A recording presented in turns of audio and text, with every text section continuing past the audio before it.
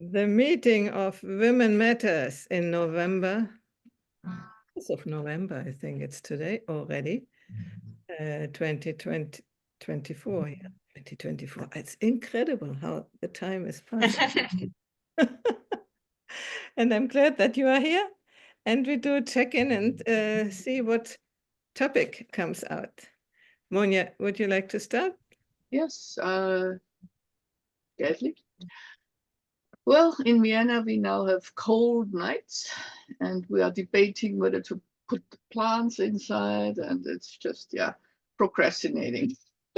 But I have already put our birdhouse on the balcony, and there are more birds than ever. So they just clear out the house within 2 hours. And we have, Eichelheer. I don't know how you call it. It's a rather big bird, but has beautiful blue feathers on its side. And now there are 3 of them, so probably that's a young one. And lots of titmouse and, of course, squirrels. And it's nice. So I'm enjoying feeding them, and that they are accepting it so eagerly because they just go around. So it's about 6 or 7 titmouse. So it's really crowded there, but nice. Well, as I mentioned to Gina already, we are rather on our toes about the American elections because we can't influence them, but it's really keeps us busy. And of course, the media, yeah, etc. So I will be glad when it's Monday morning and we know the results, and then we can settle that. And we don't have a government yet in Austria. It's just the old one, and they are really drawing it out. Maybe they just want to stay in power, the old government. I don't know. But it's also, yeah, it's unsettling how they manage politics. And one of the best women the Conservative Party had, she just now left. Because she couldn't, whatever she wanted to become, she didn't. So she finally really was fed up. But she's a very good politician, and yeah, well. So it's a nuisance. It's interesting times, but I really am fed up with interesting times. Gina, I pass on to you. Good morning. Well, we've had a wetter October than normal, and we actually had pouring rain all night. So we're not in as much trouble as Spain is, but we definitely have some interesting colors on the water from all the wind. The sun has just come out, and so everything's a little bit of a golden hue. And I have a huge rudbeckia, or black-eyed Susans, as you might know them, and we have these little birds. They're towhees, and they eat the seeds from the leftover flowers. So there's about a dozen of them in a space about this big, and they're so little, and they stand on the edge of like this tiny little brown thing and eat. It's kind of cute. Other than that, school's busy. This is a big month for papers and assignments, but at the end of it will be the end of November. It's practically over, so keep going.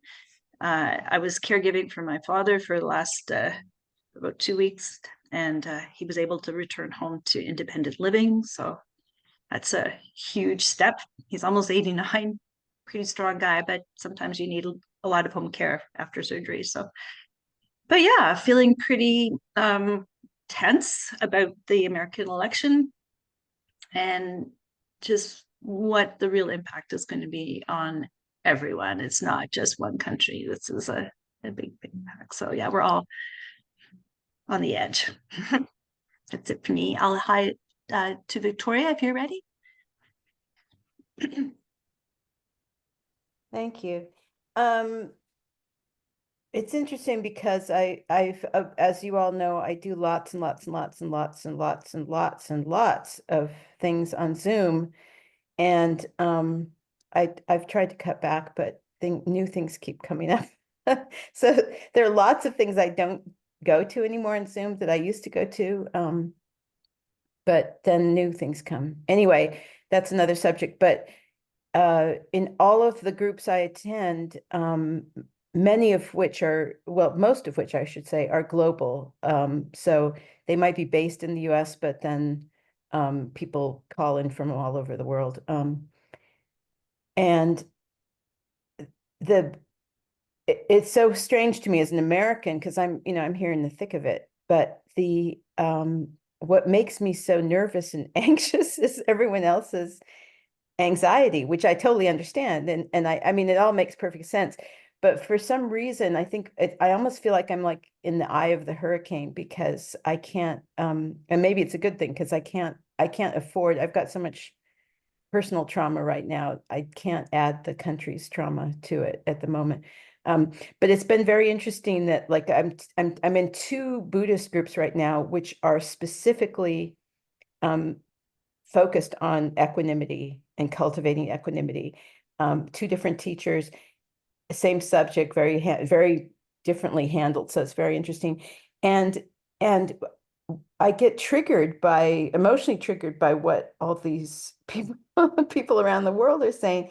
And it's been it's been an interesting experience, because I realize, of course, it's true. I mean, what happens here affects the whole world. I mean, you could say that in general anyway, what happens, even to the birds that are on Monia's balcony. Anyway, I'm starting to give a whole speech.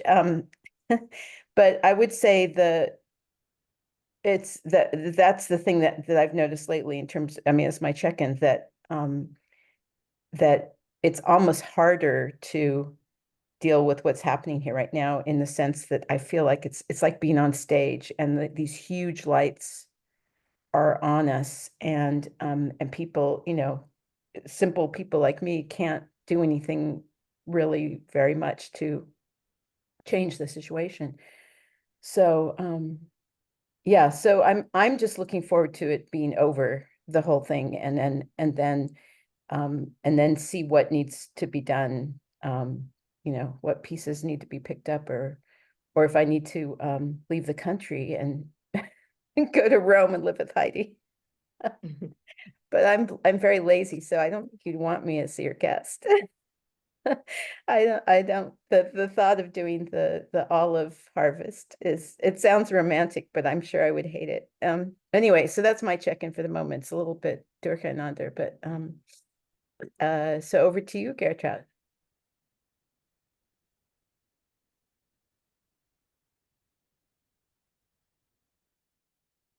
Thank you.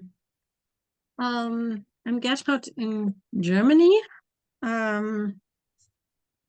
And what you all said is, yeah, I feel affected by by the election in the US.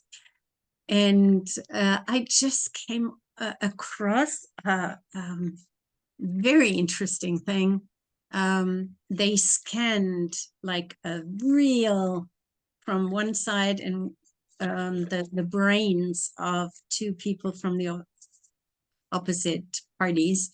And I don't want to go into the weeds, but what is interesting that for one party, it's more like the amygdala is bigger, and there's the ACC, where they deal with things, unexpected things, and one can do it better than the other. And so the amygdala bigger and this ACC bigger, I thought it was very interesting to just completely different approach to see that you're so easily triggered and so easily thrown off the card if something happens that you don't predict. So yeah, I found that interesting. And I'm on my way to Czechia for a seminar. Yeah, I was given by, it's from Instant Change, and the one who created it.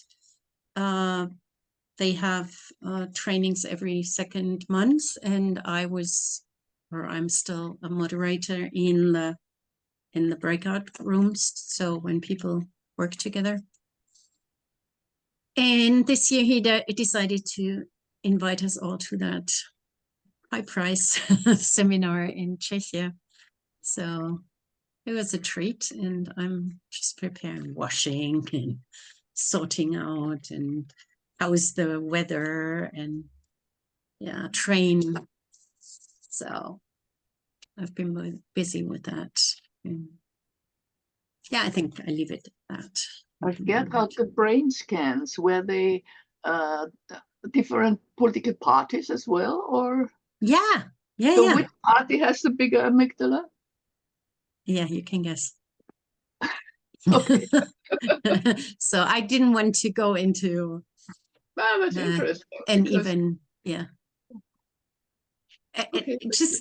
Just thinking of doing something like that, really to have a scientific approach that's completely off what people normally do. I thought that was very interesting. Yep. Okay, so I go on. Yep. We did, I hand it over to you. thank yeah, we did the olive harvest. I had, Hmm. we were in 6 adults and 3 children, and it was a very nice week. We were also very quick because, you know, with so many people loving to do the work, Victoria, it's nice work if it doesn't take too long. I mean, you know, I still have a little bit of a problem with with the arms and so on, because you have to stretch quite a bit. But altogether, it was a very nice time. Now I'm alone again. I have my doggy who is walking badly and it's getting worse. And I give him CDL and MSM and things, alternative medicines and glucosamine and things like that too. But it's getting worse and worse. So he's 10.5 years old. So entering into maybe in the later part of life, let's say this way. So what I heard, I wouldn't like to talk about politics. Let's do them what they want to do, you know, and then afterwards we deal with it in some way. But I heard a topic which we could do, the importance of animals in human life. You know, if it's your own animal or if it's an animal you see outside, as you say, these little birds, or on the balcony of Monia.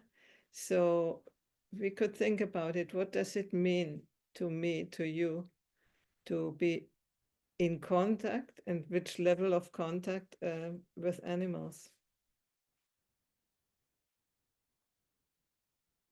Okay, so who? Oh, was- Monia, oh, I'm sorry to interrupt. Monia, if you could share, I wrote in the chat, but I don't think you saw it. What's the name of the bird, the blue bird that you were talking about, that you think that you have 3 of them now? I look it up. I look Eicheheer. Eicheher? Oh, is that blue jay? I don't know. I look it up. I look Okay. it. Okay. Yeah, it's a nice topic, and I hardly ever owned. Well, I had a Budgerigar, a Goebel, but that's all as a child. And my daughter got a dog 9 years ago. And of course, this is the first animal that really peed because of excitement seeing me. So, and she still is excited. And now she's getting an old lady and she sleeps a lot, but she always forgets it when she sees me. And then she jumps around, and she has a bad back already. It's a Labradoodle, and they are sensitive with the back. But she loves us, and also my husband, and we always like her to visit. And yeah, it's nice because there's so much love, and you can know, and you know this right away when she's happy, because she starts wagging her tail, which no human being does. And it would be a lot easier if people could well, not women. Okay, now I'll change the topic. Yeah, something like wagging your tail would be great in conversations, because you know right away what her mood is, and she drops her tail when she's tired or sad. And yeah, and of course she always gets some treats when she comes to us, but I just like feeding animals. It's just, and I'm very happy when they accept what I give to them. And that's the same with the birds, because I even give them walnuts. I chop them, and yeah, walnuts they get. I chop them, and sunflower seeds, and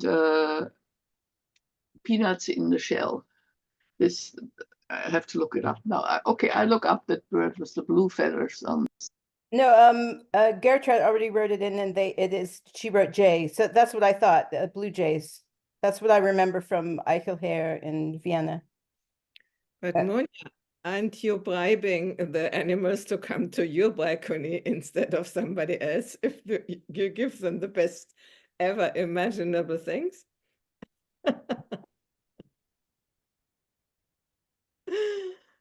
Yeah, I spoil them, and there has been a documentary that whenever there is something they get very good food, then they multiply. So this is why we now have 6 titmice and 3 blue jays, and the squirrels, yeah, also multiply. It's nice. It's nice. Yeah. Okay.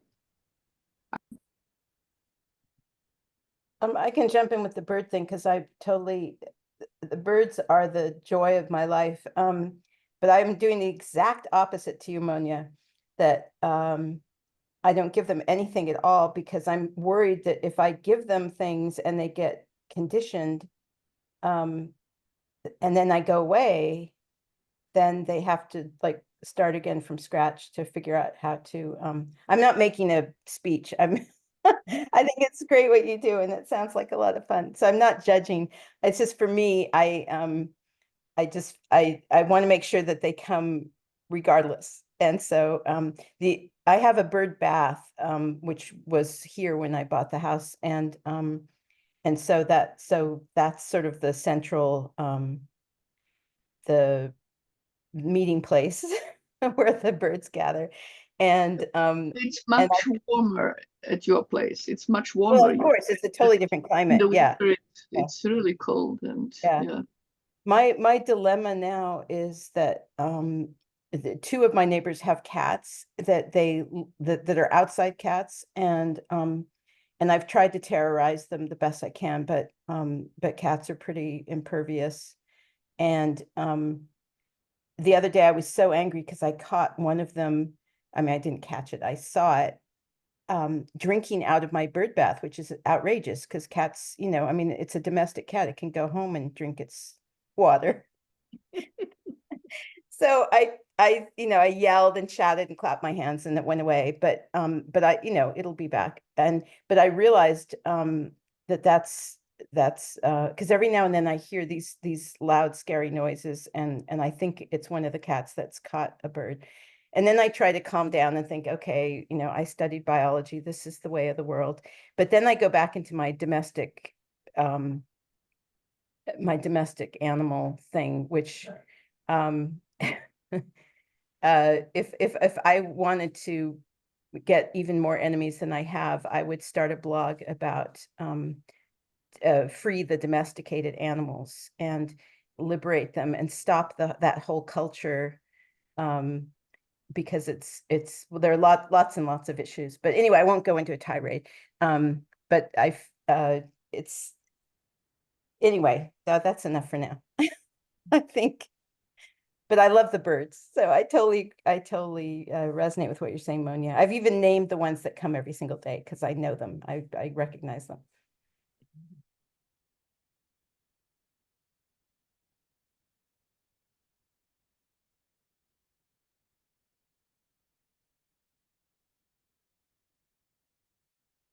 This is the kitten, one of the two kittens. So he's a very big chiller of my eldest. So it's just in all shapes on the sofa. So it's fun to get just these images from them having fun with the kittens. And we have turtles. No, we have, I think to get it right, we have two turquoise Greek tortoises and one turtle. So in the water, not in the sea, but this and my daughter, oh, that's not it. That's not a J. That's a different one. We have two types of jays. Oh, okay. We have stellar jays, which are the ones on the image, the first image, and they're a very awful sounding bird. And the next one's what we traditionally call a blue jay, but they're both blue jays. They're just one specific to the Northwest. Can you show that or share It's in the chat. Mhm. But the people cannot see it. Can you? In the chat? Yeah. No. And that in the middle? Yeah. When I we can share the record- screen if you want, but Yeah. it's I didn't want to interrupt you. No, Gertrude. it's fine. I'm- You just go ahead. It's because it's in the chat. So let me see. Now you keep talking, and I'll try to I'll share. Here, Okay. that's if that helps. So that's the toe. That's the towhee. And then I'll just go to our own chat because Mhm. this is where it is. This is a stellar jay. It migrates up to Victoria from the northwest of the state. This is the blue jay, more common in central Canada. It's what people think of when we talk blue jays We in cannot Canada. see it.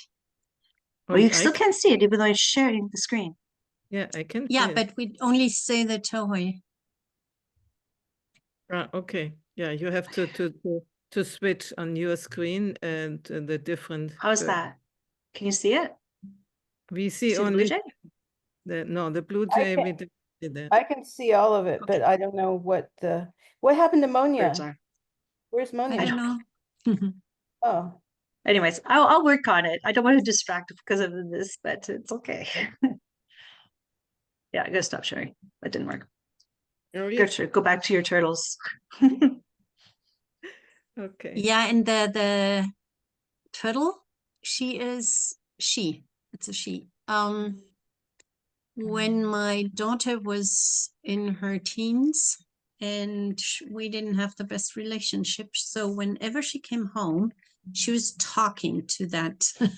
So it was like whatever she brought to her, and we called her Othello before we knew what sex it was, and it's like, you remember E.T.?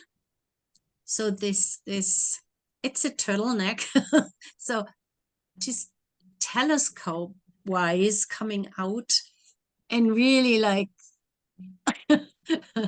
so they had the best relationship. So it was whenever she came into the room, normally, I mean, turtles and creatures like that, they don't have a personal relationship normally, but this one did, and that was really, really amazing, and I think brought her pretty much through puberty, and I thought that was really, really nice.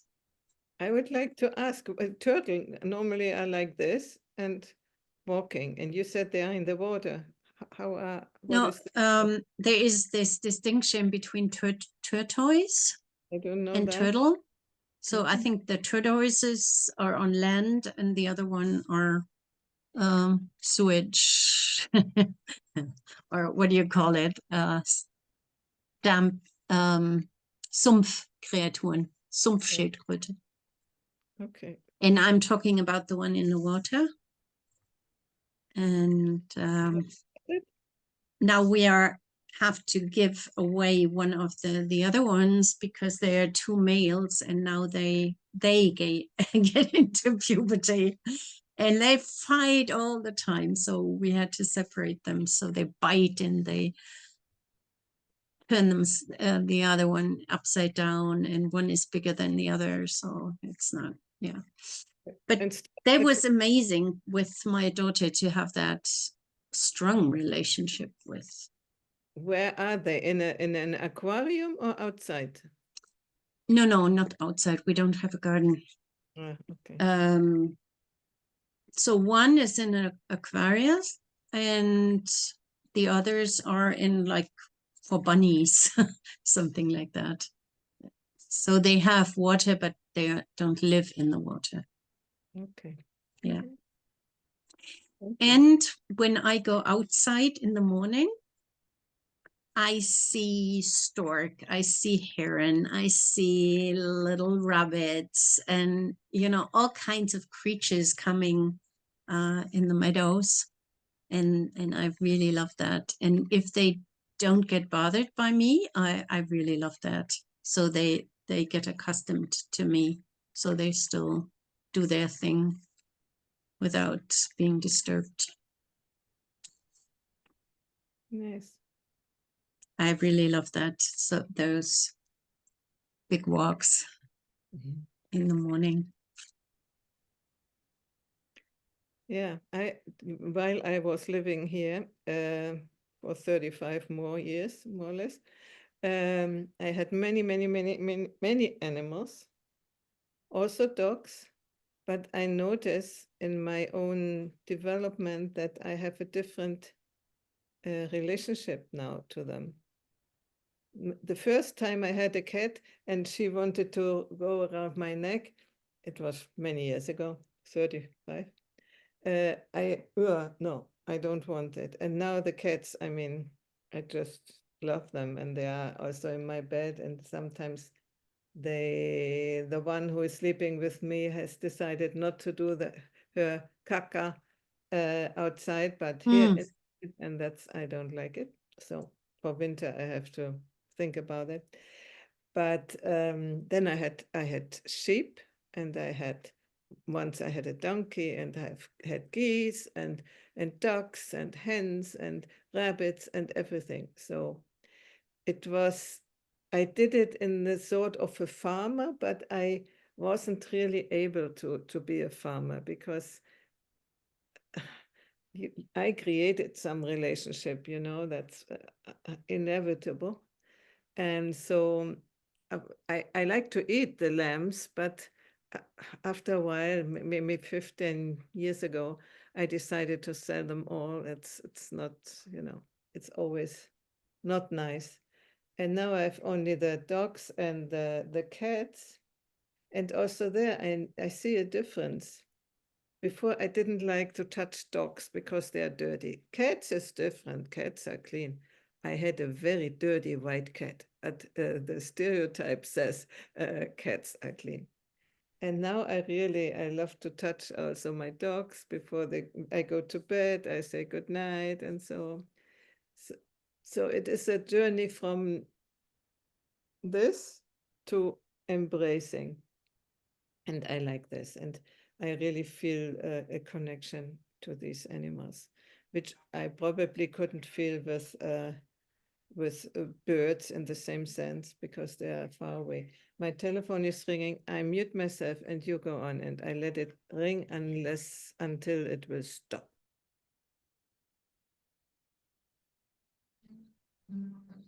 I'll fill in for you for a bit there, Heidi. That was just my dad calling to let me know he fell last night. I'm like, but he's okay. I'm like, okay. Yeah, so I grew up with turtles.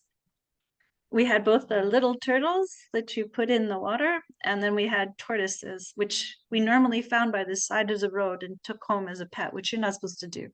But we did. And they made great pets because they wandered around the house. They didn't make a mess. But occasionally, one of them, Charlie, used to fall down the stairs, which was rather traumatic, but he's in a shell. He's fine. So then we had bunnies, and then dogs, and then horses. So those were those are my animals growing up. Horses, I think, have a different sort of personality. Later, we had a dog of our own, and he was lovely and a good guardian because my husband was away, and it was good to have a great big black dog to answer the door and to walk through the woods. It was helpful. And so we miss our animals. You know, they're part of our family. I get to work with therapeutic horses now who are very magical with very challenging kids and adults. But for now, my animals are ones I can't touch anymore. So I can't touch the birdies, even though the hummingbirds are very, very social. And they buzz around your head if you haven't changed their food, or if they just want to come say hi. They're very social. But then we have our water animals. So we have our seals and our killer whales and dolphins, but I don't have the touch of animals anymore, and it's something that I miss. And so I have a teddy bear when I really need it, but that's about it. But I think animals are special, and I've always thought the dogs were super special because in English, if you flip the word dog around, it's God, and it's almost like you have this heavenly creature that is not judgmental and is unconditionally loving and can help you. But yeah, so enjoy your petting while you can, Heidi. Yeah, thank you. That's funny that it's God in English. In German, it's not, but maybe it's the messenger of God. The new is turned around. That's funny. So I would be interested. Yeah, we talked a little bit about it. What does it do to you to be able to communicate or to have or to stroke animals? What does it mean to you? Is it important? In what way is it important? We have already collected a little bit of these things, but I want to just point again to this aspect. I'd say it has to be calming. I mean, it's hard to be frenetic when you're petting a dog or a cat or something that allows you to pet it.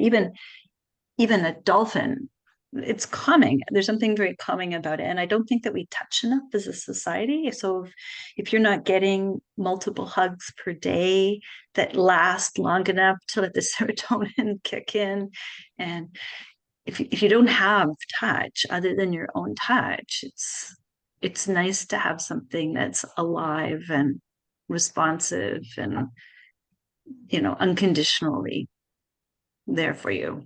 And you can talk to it and it won't argue. It's not true. My dog sometimes argues when she doesn't get food in time, or when I'm out with them and I take too long in a restaurant or something. Then she comes and says, "Come on, go." Okay, I'll give you that. Max used to be angry with us when he was, if we were out too late, he would go rah rah rah rah rah rah rah rah rah, and it wasn't a bark. Complaining. Yes, that was definitely complaining. Yeah, they do complain because our Luna is her name. When I withdraw my attention from her and talk to somebody else, she goes, so she really wants my attention. She wants the energy, I guess. So, yeah.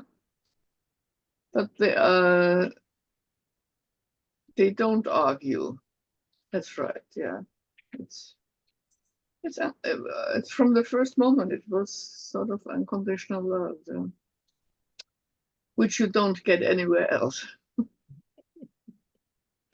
I'm not sure it's, I mean, I don't want to be divisive, but I think, I mean, from an anthropomorphic standpoint, maybe it's considered unconditional love, but from a biologist's perspective, it's not at all that. It's conditioned behavior. It's, you know, domestic animals rely on human beings for food and shelter and Treats. all kinds of things. I mean, even what?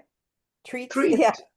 But also even, you know, if they have difficulty with childbirth and things like that, you know, and vets are there to mediate and so they can successfully give birth. It's a very curated experience to be a domesticated animal.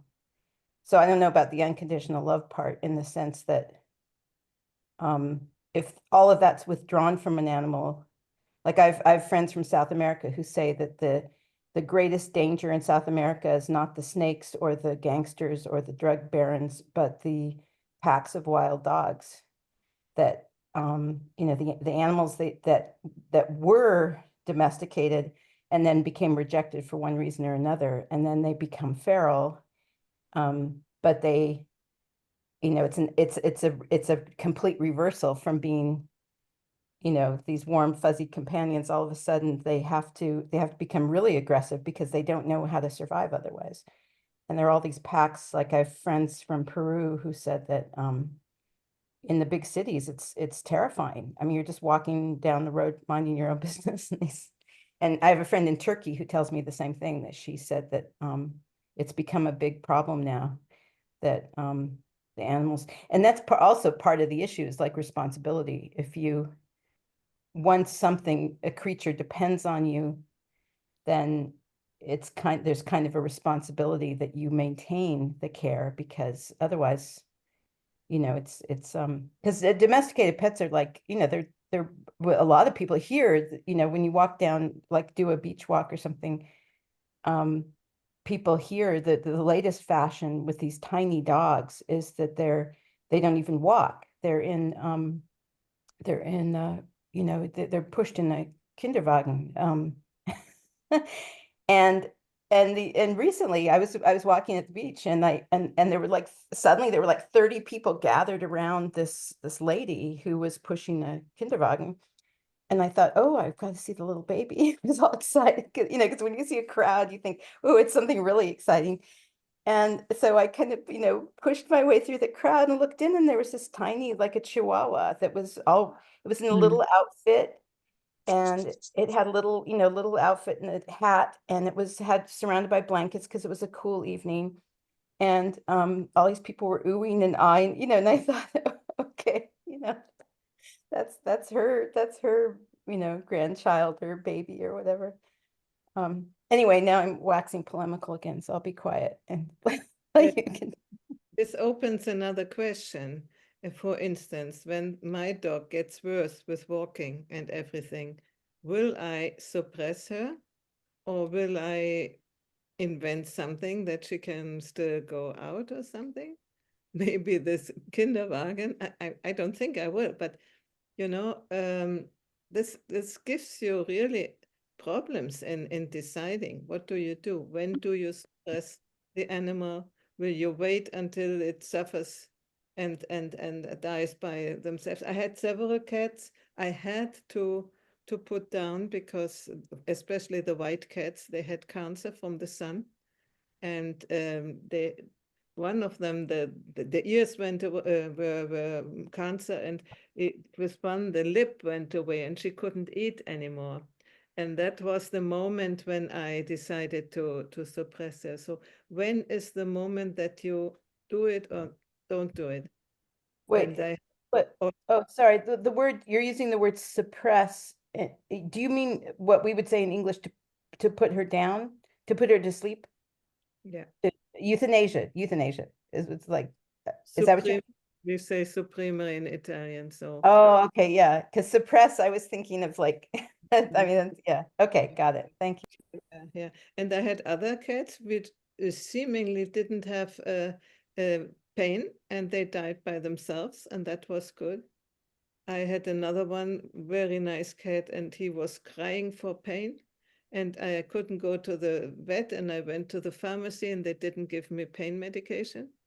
And so since then, I have the shots of painkiller for in case it should happen again, because then you really get into emotional trouble when things happen with these animals. And it's not to underestimate when you get into a relationship, close relationship with animals. It's beautiful, but in these moments, it's really Really difficult, really difficult.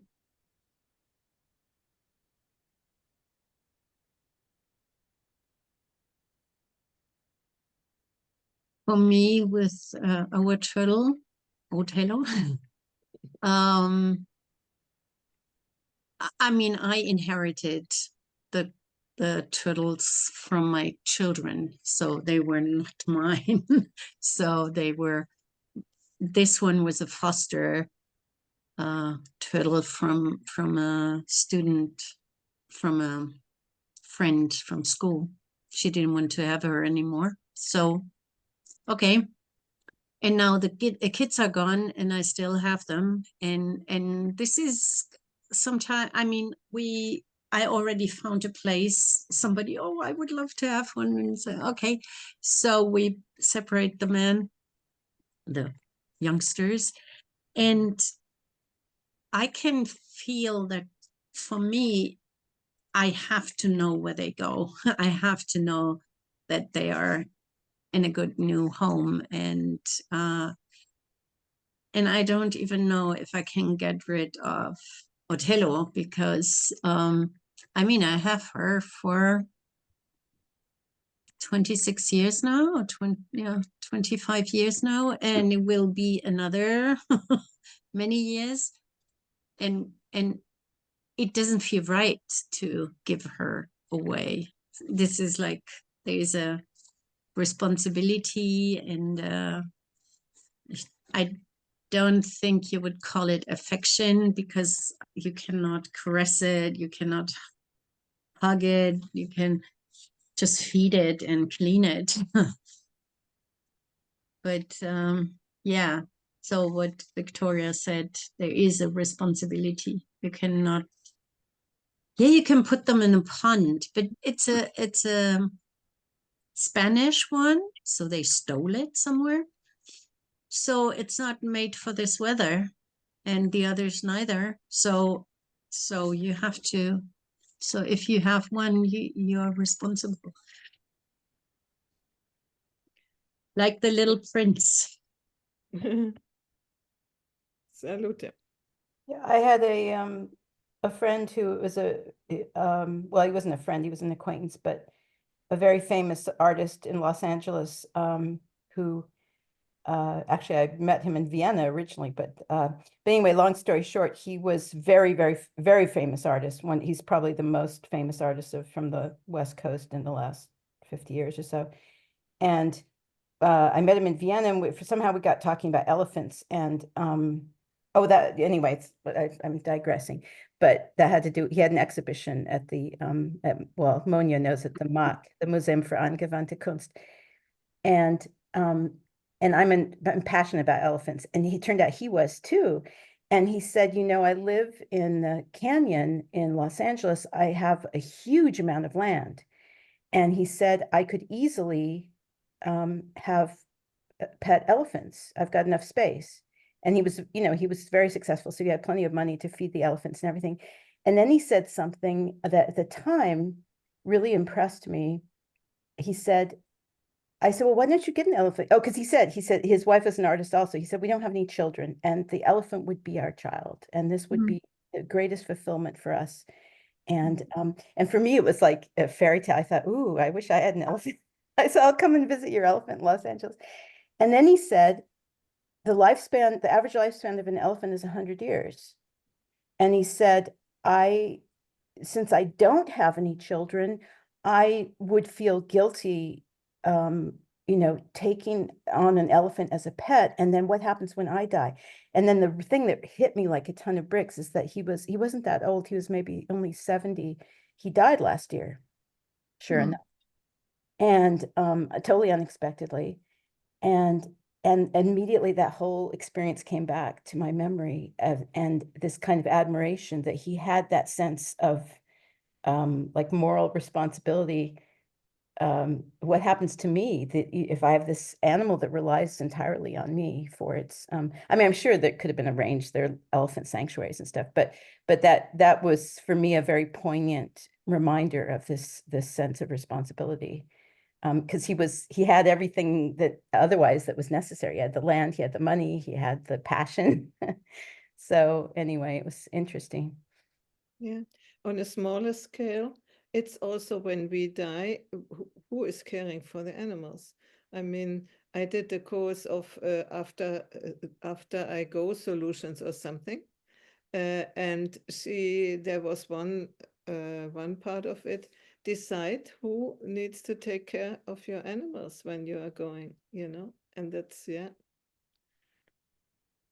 because then you cannot even, I mean, the dog has only 10 years or 15 years, and maybe we still are alive after 15 years. No, it doesn't need to be an elephant with 100 years, but it's more or less the same question, I had Yeah, the and unlike children, it's not like they eventually become adults and look after themselves, where you can die knowing that they have a future. It's like, in that sense, it's like looking after, my mother had a close friend who had 3 sons, and the youngest one had Down syndrome. And she got ready years in advance because she doted on him. Of course, because he depended entirely on his parents to make sure that he would be in a place where he would be happy when she and her husband died. And it's kind of like that someone that can't look after themselves, whether, animal or human, there's that sense of responsibility. Well, I'd like to get to a more cheerful mood because Gertrude reminded me the turtle story. I don't know whether you're familiar with the author, may he rest in peace, because he was, Terry Pratchett. Do you know Terry Pratchett? Oh, I write it in the blog because he wrote one of my favorite. I have all his books. He had an enormous kind of intelligence and humor. And one of his books is called Small Gods, because dog and god, but small gods, of a god who is reborn as a turtle. And he isn't used to being that small and being a turtle, and how he tries to get influence again. It's a hilarious book. So I write it in the chat. I would really recommend it if you want to be in a more cheerful mood to read that. Okay, that's what I wanted to say. Actually, for many, many, many, many years, since I was a teenager, I was collecting turtles from all over the world. So like wooden, stone, whatever. And even people, when they were on vacation and wanted to give me something, they were looking for a turtle from that region or wherever they went. So I have it's not that extended because I gave some away, but yeah, I have a collection of turtles, and I think that also brought my daughters to the turtle thing. And since the landlord's father had lung cancer and we couldn't have any furry or feathery, and the kids wanted to have some kind of an animal. So and then this girl didn't want to have her turtle anymore, so we went into that. But for me, it was this, my brother, when they did some kind of consulting, family consulting, my brother had to draw the family, and my father was a donkey, he was a monkey, and so all kinds of, and I was the only not mammal, so he was drawing me like a turtle. So it dates pretty far back, this turtle affection.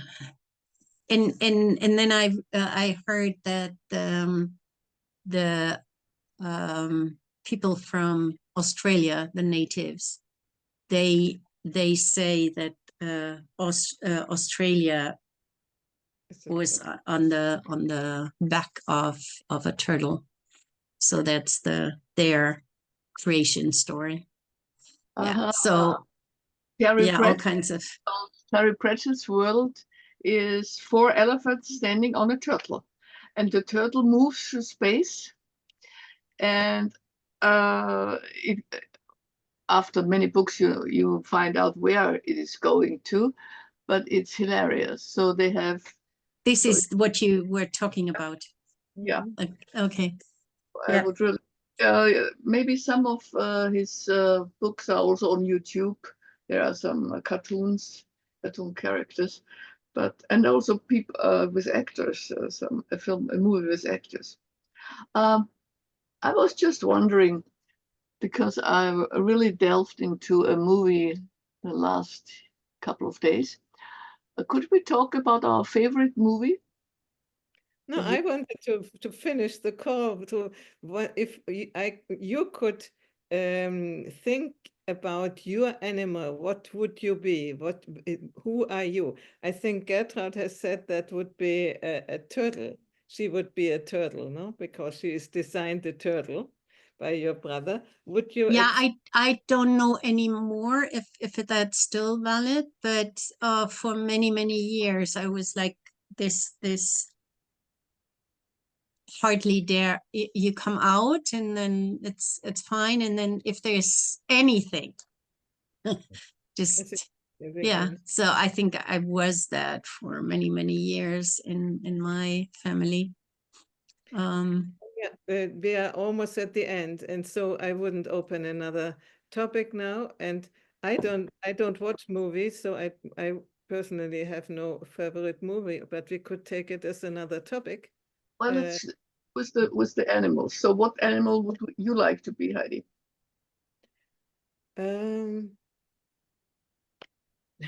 It's strange, but I think a sheep. Because I like them so much. Yeah. Well, I once did that in a seminar, and I somehow I turned to a giraffe, Mhm. high above everything else, going Can down. think. But I also tend to a camel or a dromedar Mhm. through the water without water for a long time, and then coming to an oasis and filling up, and then going again through the desert. So, yeah. And Victoria? Well, it's interesting because I was thinking, I mean, I'm obsessed with elephants, but I don't know if I'd want to be an elephant. So it's an interesting question. I think if if I were going to choose to be an animal, it would be some kind of aquatic bird, because I've always been fascinated with the idea of being able to fly and fly really high. And I love birds anyway. But at the same time, I love the ocean more than life itself, and I love water and I love swimming. I guess if I had to really choose, I'd probably choose a whale or something, so I could spend more time in the water. But I love the idea of flying, and whales can't fly, so it's a toss-up. Oh, some really make big jumps. Yeah. I'd have to compromise on one end or the other, the water or the air, but I love both. What about you, Gina? I actually went to fetch with my turtle, which was a gift. He's very beautiful, even on the bottom. Yeah. And I put the symbolism in, because the friend who gave me said, keep the turtle by your door to protect the house. Hmm. But if I was to be an animal, it's hard for me, because I think I'd like to be the horse, because the horse is strong and goes fast and could be very self-determined and not easily controlled. And I think I probably would qualify as that. But if I was to really have whatever I wanted, it would involve the same dilemmas you have, Victoria. I have flying dreams all the time. And so I'd have to be a Pegasus. Oh, well, now if you get into mythical animals, that expands the horizon, the possibilities. Yeah, just saying. I love the idea of Pegasus, yeah. We actually have a brass Pegasus in our backyard. It's Hmm. full, all brass, and it's about 2 feet tall. Hmm. And So I'm exposed now to my animals. Now you know. I would You like know to that the Kraniche, what's their train. the word? Rain. Crane. Yeah. They just flew over here the last 2 Mhm. weeks or so. So beautiful. I really like whenever I hear that sound, I go outside and have to look, and then you have like hundreds and hundreds Are they at the cranes same or time. storks? No, these are They're Kraniche. cranes. Yeah. Oh, okay. Yeah.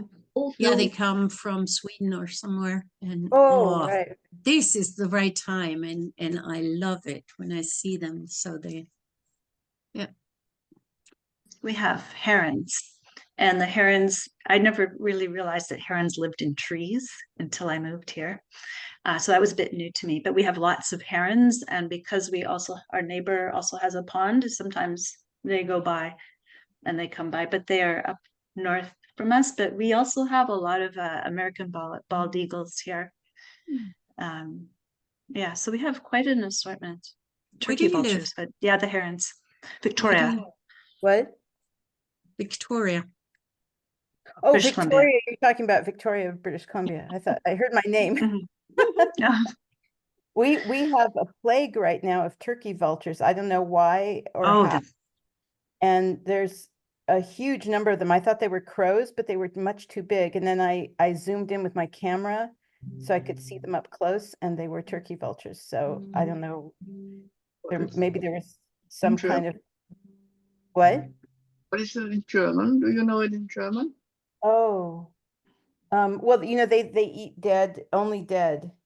Yeah, yeah. Geier? Geier. Geier. Geier, yeah. Yeah. Let me look What? it up. Mhm. Turkey vultures. I see we could go on and on and on and on with the topic. but since it's dead, we ended it dead. Yeah, Trutan Geier. Right. It says they even have Trutan Geier, apparently. Mhm. So I have another meeting at 10, so I have to go. But I I love wanted this. to This was fun. a closing for a long time. I wanted still to tell you why I choose the sheep, not because I'm completely dumb, but because I never would be called anymore. As you see, I have something. But that's not true, Heidi, because I lived in Australia for 6 years, and the poor sheep, when they get shorn, they're And then freezing. It's so awful. And then you have to put coats on them, and it's all very unnatural. So anyway, I won't go into another nature. But I love it that you said a sheep. I immediately I thought of you petting your cats, and I thought I would pet you if you were a sheep. You would be my sheep. I did, and it was a nice time. And I love the smell of the sheep. Oh yeah. And the Of- oil, the lanolin oil. Yeah. That soft. Ooh, they're fabulous.